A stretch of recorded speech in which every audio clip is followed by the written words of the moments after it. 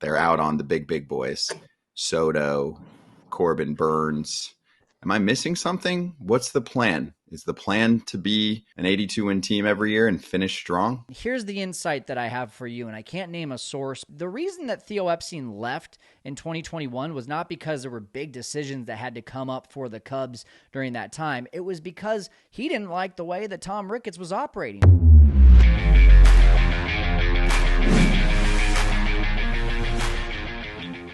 All right, so I came across this really awesome video from Foul Territory. Big fans of Foul Territory. Unfortunately, I don't think that AJ Pierzynski, Eric Kratz, Scott Braun know who I am or care to have my opinion on the show because who am I? But I was watching this and I have a lot of thoughts and a lot of insight as well just about what's going on right now. It's the GM meetings. A lot of Cubs fans are up in arms on X, on social media about Juan Soto and Corbin Burns pretty much being off the table, the two arguably biggest free agents out there. And so I wanted to watch this with you, and I wanted to be like a fourth person in the room, giving you my thoughts, my perspective as well, and I want to hear from you too, so make sure to comment down below. This was all part of a bigger episode that Foul Territory did, and also where they were kind of complaining about how owners should stop reducing payroll, i.e. the Cubs and the Giants. So let's go ahead and get this thing started. Our friends at The Athletic, Patrick Mooney and Sahadev Sharma, who are also our teammates at the FT Network and host Northside Territory, they're insiders. They're all over it, okay?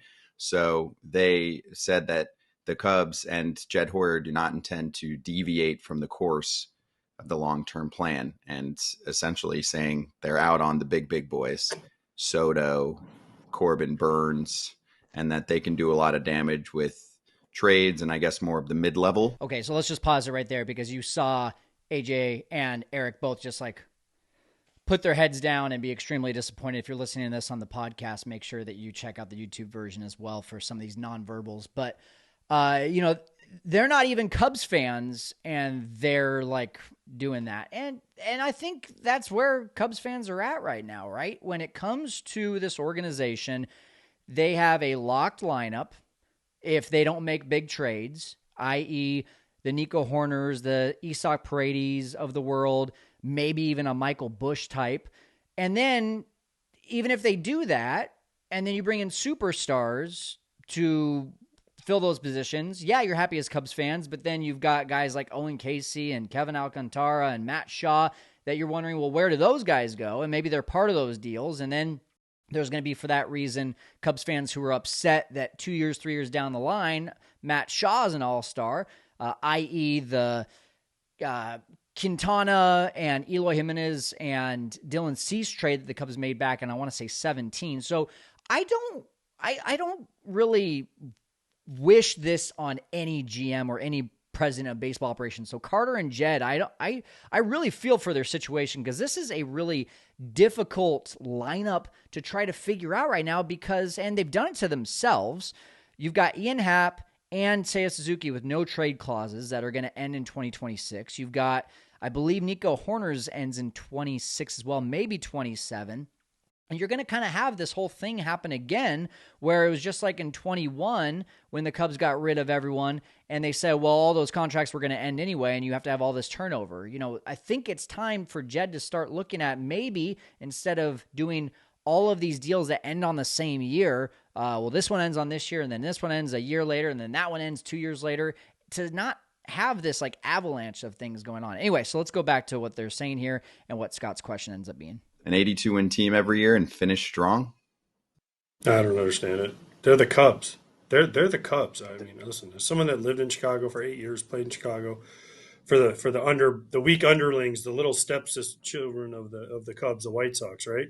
They were always the team that would go out and make the big moves, and now they're not making the big moves. And look, since 2016, yes, they finally broke the curse. They won the World Series. They've added a hotel they own. They've added all these restaurants that they own. They've added this big area where they do concerts that they own, all this stuff.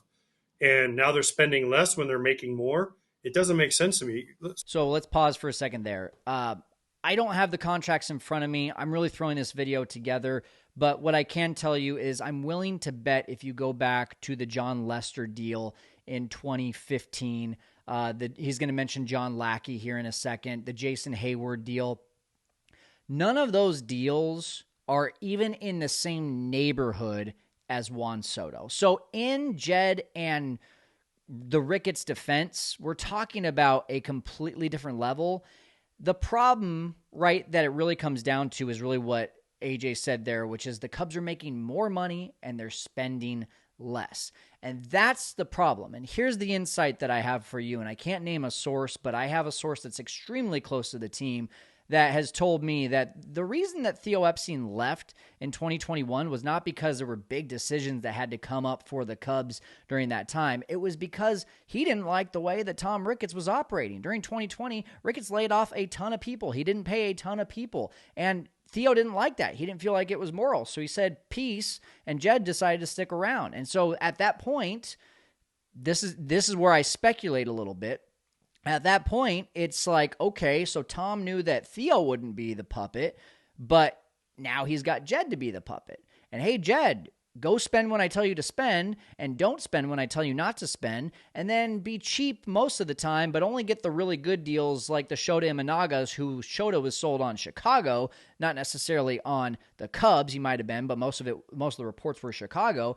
And then for that reason, you can go get him for, $13 million a year instead of the $20 to $25 million that he probably was deserved. Now I know the extension on that and the bonuses that he could get could be more than that, but this is the insight that's missing here, is that Tom Ricketts, you can see all the stuff on X and on social media, people complain about him being cheap, and then the other people defending him. At the end of the day, I don't believe, and I might get myself in trouble for this, I don't believe that Tom Ricketts is a good owner. I don't think that he's a guy that is going to care about the fans. He might look like it from the outsider's perspective of adding the hotel and adding in all this experiences. And I go to Wrigleyville and I absolutely love Wrigleyville. The last time I had been there before I was 33 years old was when I was 18. It was two completely different places. So from the outside, he delivered a product that was really good for fans. And eventually they won the World Series, and he checkmarked the box and said, well, we're still making money. We've raised beer prices. We've raised ticket prices. We've raised all these prices. And for that reason, why would we want to invest more into the team if people are going to show up for an 83-win team versus a 100-win team, which I think is not right. I think you would see people show up in droves for a lot better winning team. But unfortunately, this is the owner that we're stuck with right now. Let's keep on listening to AJ. Ricketts family, he bought the team for like $400 million about, 12, 15 years ago. And now it's worth like $2 billion or whatever the numbers are. It's some crazy number. I mean, let's go spend some money, make the Cub fans happy, and go try to win with big name players. You just saw the Yankees and the Dodgers. They're in the World Series. Why? Because they spend, and they were in the World Series. That's how you got to do it in today's game. Yes, it's cute when you can develop, but even a team like the Astros, even the Cubs in 2016, they had to go out and get Lester. They had to go get Lackey. They had to go get the big name guys to finish it off. Well, it's time for them to take the next step. If you're not going to spend on the big boys, then I don't know what you're doing. So this is where I want to react as well, because remember last year, right around this time, re-sign Bellinger, re-sign Bellinger, re-sign Bellinger. And there was all the reports of Scott Boras wanting in the neighborhood of 7 years, $200 million. And all of us Cubs fans who had seen the 2023 version of Cody Bellinger were like, yes, finally, spend. And it took forever, and finally a deal comes together that was, at the end of the day, it's pretty team-friendly. To only have to spend, quote-unquote, close to $90 million if Cody opts in for all 3 years is a lot better than committing to $200 million over 7 years. But how ravenous were we as fans of just like, go give Cody his money? And now, what would have happened if they actually gave him that money? And I understand that risk is needed, but calculated risk, this is where I really appreciate a guy like Jed, not in his entirety. I'm not going to go defend Jed, but I am going to tell you that I appreciate the fact that Jed isn't just like the Angels GM who's just like, yeah, let's just throw money at guys and those will be our superstars and that's what's going to bring people to the table, but we're really not going to win any games. That's not Jed. Jed is actually trying to put a puzzle together here, whether you agree with it or not. I don't agree with the way he does the bullpen. I don't agree with the fact that he gives a ton of guys no trade clauses. I don't agree with the fact that, like I already said, that he has contracts that end the same years. There's a lot of things I don't agree with, but it's this calculated risk that we can't just go and say, throw all this money at Corbin Burns, who, by the way, his strikeout numbers have almost been cut in half over the last 3 years. That's a huge red flag, right? That's something that you need to actually back up and say, well, Scott Boras is his agent. Do we want to throw a bunch of money at him?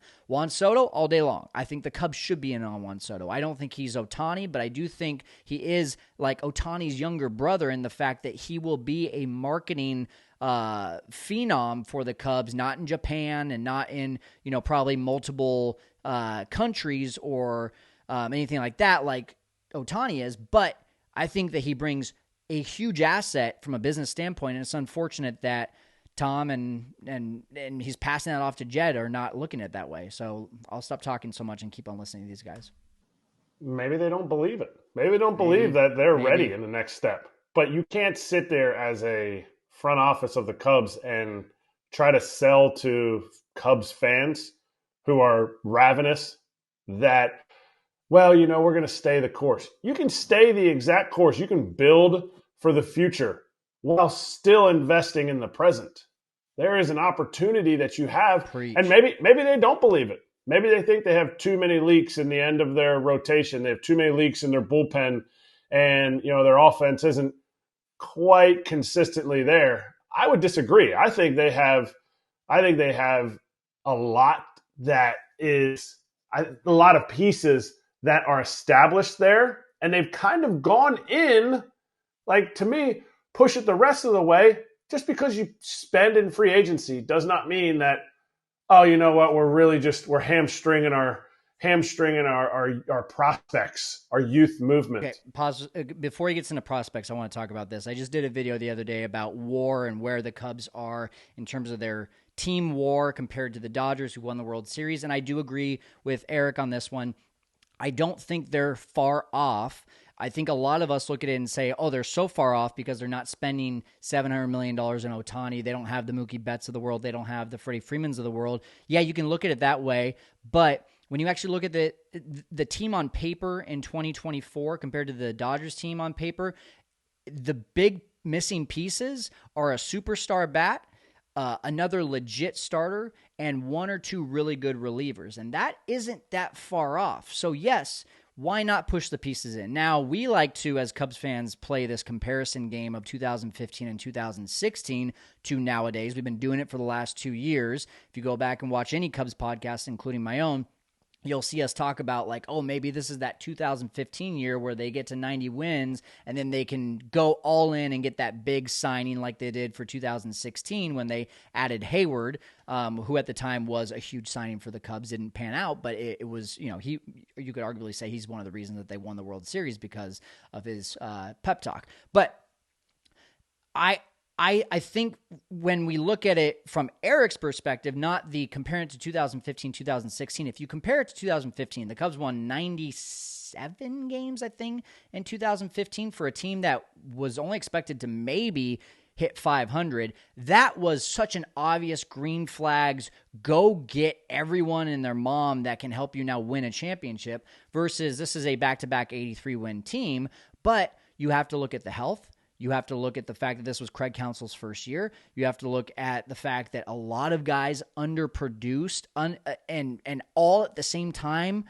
How much that was just this perfect storm of Dansby not hitting, Nico not hitting, Seiya injured, Cody injured, Cody when he comes back not hitting, Michael Busch going through these ups and downs, Christopher Morel not being able to play third base, and you bring in who you thought was going to be a good third baseman, Isak Paredes, and he doesn't produce. The only consistency really was Ian Happ, and at the end of the day, he also went through a 2-month spell where he couldn't figure out how to hit the broadside of a barn. So there are so many factors that went into this 2024 season from a lineup perspective, not pitching. Pitching was pretty good outside of a bad month or two with the bullpen.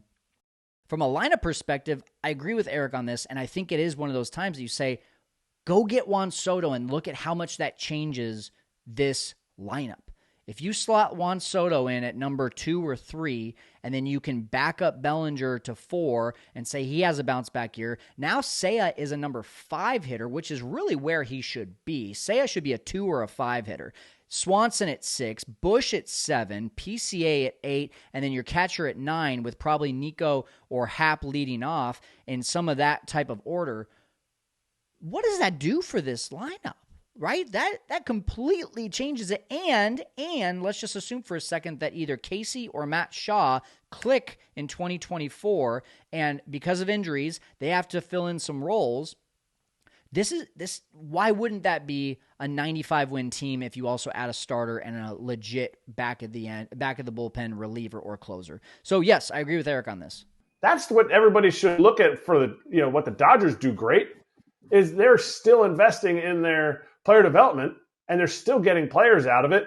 You can invest in free agency. You brought Cody Bellinger back, not because he's got a nice smile, because you think he could be part of your future.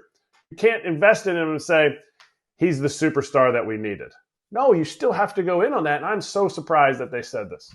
Yeah, I don't have much more to say there aside from the fact that he nailed it. There are plenty of teams that are going out and they're getting superstars. They're going into free agency and they're not waiting on their prospects to do the developing, but they still have them in case they need them. Look at the Dodgers.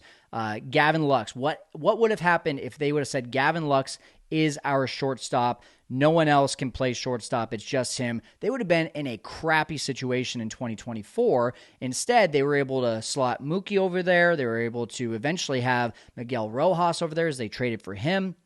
That was how the Dodgers were still able to say, we have guys that can do it now, whereas we're not going to put all this pressure on a guy for the future to do that. And that's the way that the Cubs, unfortunately, missed this window. They missed this opportunity. We could have figured out that Christopher Morel in 2023 is not a third baseman, and you could have traded for him in the 2023 trade deadline or the 2023 offseason, but instead, because you put him over in center field, and then you put him over in left field, then he was a DH for a while, and he was a second baseman whenever Nico was hurt, and you never slot him at third base, and then you go into 2024 and you say, he's our third baseman because we got to find a place for him to get into the lineup.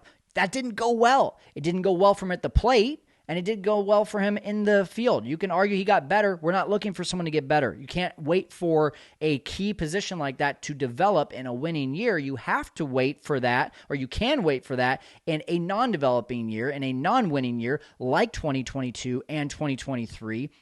Especially the first half of 2023 when you didn't think that this team was going to do anything. So that was a very major mismanagement. I don't know if that's Jed. I don't know if that's David Ross talking to each other and not being on the same page. I think of Moneyball, right? When you've got the manager and Billy Beane not being able to get on the same page on who's going to play first base. That's something there is holding this team back from discovering key answers to key questions at the right time. They found out the wrong answer to the right question at the wrong time. They figured out that Christopher Morel can't play third base in the wrong year. They figured out a lot of other things along the way too. Michael Bush can play first base. In a winning year, that was another risk that they took, but it shouldn't have had to wait for that long because they only gave 99 at-bats to Matt Mervis, and Matt Mervis got another shot in 2024. Why didn't you just play him all of 2023 and let him see what he can do? This is the problem that has not been addressed at the right times. And so for that reason, you end up seeing these reactionary moves that end up being something that either will keep prospects blocked or will put all this pressure on the prospect to be the guy. Got to find a way, got to just buy into the fact that, hey, we're going to bring in guys that we know can do it, not hoping that they have bounce back years, i.e. Trey Mancini, i.e. Tucker Barnhart. We're going to put guys there that can do it, but then we're going to give these other guys a comfortable spot to develop in case there's injuries, in case these guys need an off day. And for that reason, that's, I believe, what Eric's going for here. My question is, what's the point of saying this? Who knows? Maybe Juan Soto will take a Shohei deal, right? Probably not. Sign him for $2 million a year for the next 10 years and worry about the 68 down the road. I know that's not what people are saying he's going to do, but how do you know that unless you try? Why rule yourself out already? That just seems odd to me, especially a team that has as much money as the Cubs do. could be a tactic thing too. At the end of the day, we didn't even know that the Cubs were in on Soriano when they ended up signing Soriano. Different ownership, different GM at the time, but it could just be a marketing ploy too of like, oh, we're out on Soto. Meanwhile, they're having conversations. Probably not, but just a thought there. There's a parameters conversation that goes on. That's why when you talk to really any agent, but I know, with Boris, for example, they'll start to talk about what the parameters are going to look like. And the Cubs are already ruling themselves out. This happened last year with the Mariners and Shohei Ohtani. They're like, yeah, we're not going to swim in those waters. So I do think they're trying to level expectations.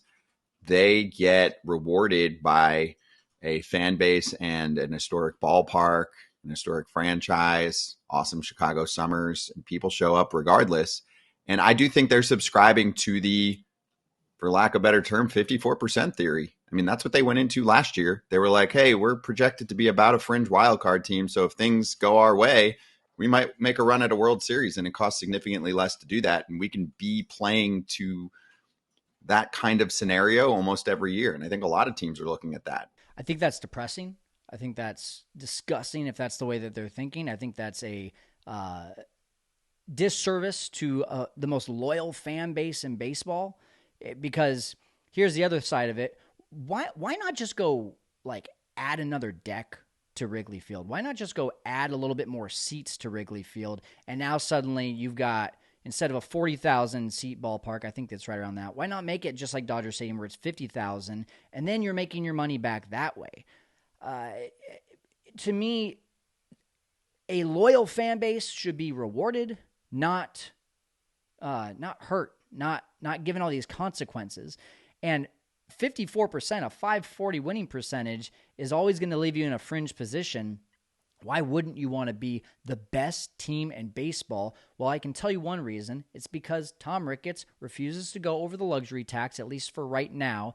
And because Jed has made some pretty bad contracts that have hamstringed them. This year there's a little bit of flexibility.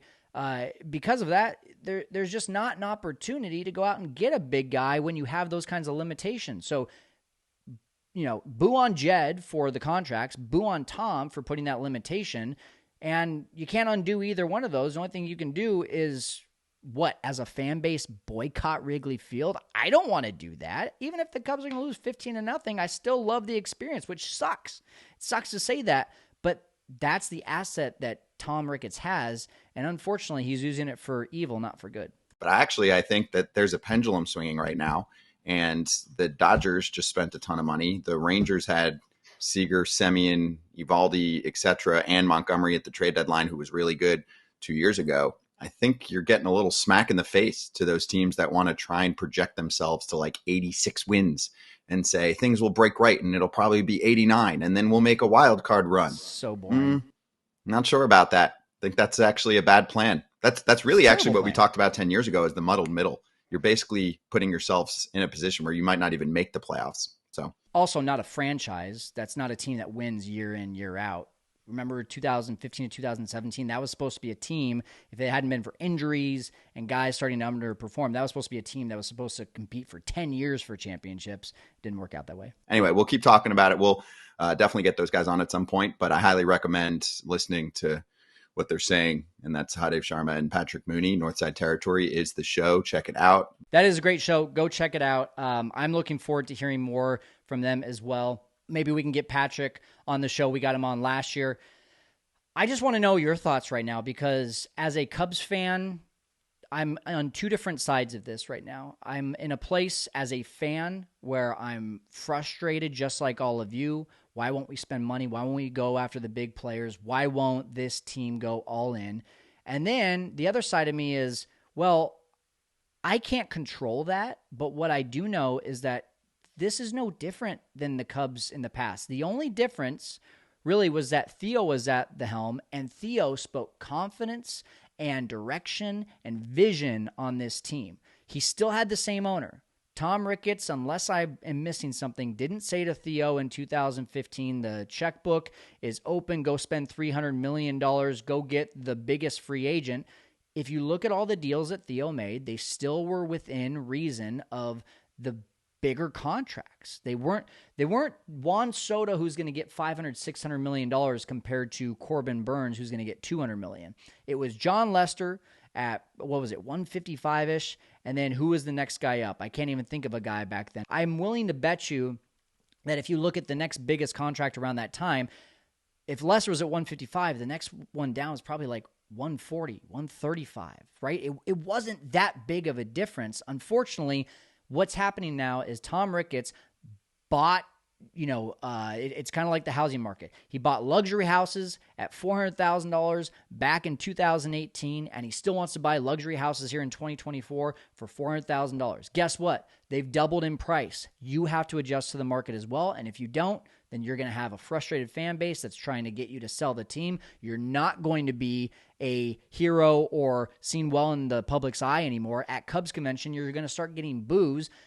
I mean, honestly, dude, at the end of the day, you got to pony up. You are the Chicago Cubs, just like what AJ said. You are not the Oakland A's. You are not the Milwaukee Brewers, who, by the way, have made you their daddy.